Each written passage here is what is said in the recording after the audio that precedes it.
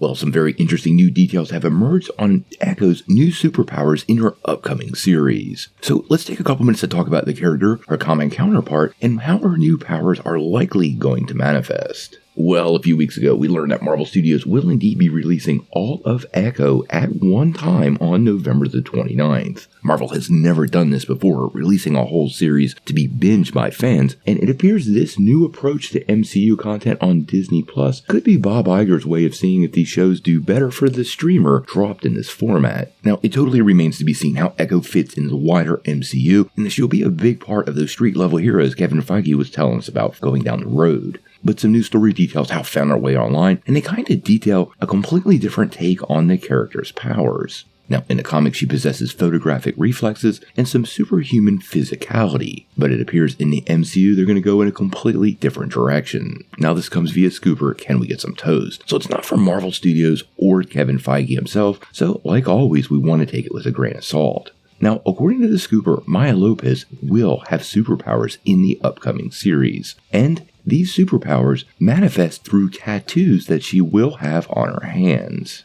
Now, in the comics, Echo really had no extra superpowers before she was bonded with the Phoenix Force, which was a pretty interesting story. And it appears the show is going to pull some inspiration from that. However, this live-action version of Maya will make use of her powers that are tied to her Choctaw heritage.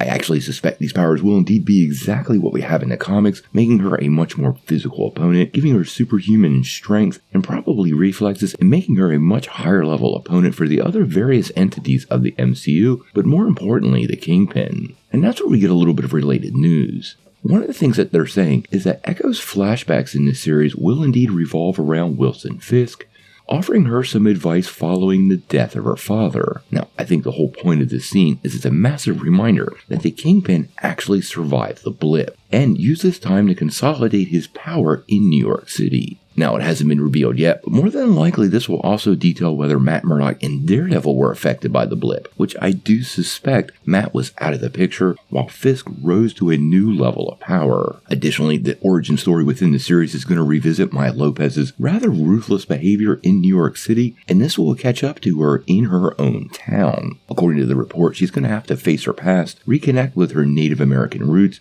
and embrace the meaning of family and community if she hopes to move forward. Now, it sounds like they're trying to give Echo a very personal tale in the MCU and expand the character in a way that'll connect with fans. Honestly, Echo is not one of my favorite comic characters, so I am pretty pliable on what they do in the MCU, and honestly, she needs powers to stand side by side with many of the other street-level characters like Iron Fist or even Daredevil, so these adjustments to the character in this series are probably going to set her up for some future appearances and are completely needed. Now, the show will drop in its entirety on November the 29th, so we only have a few months to wait. Again, I am curious on how the full binge effect will go down with this show, and if it's a new change for the MCU moving forward. Where Echo fits into all this, well, we're going to have to wait and see.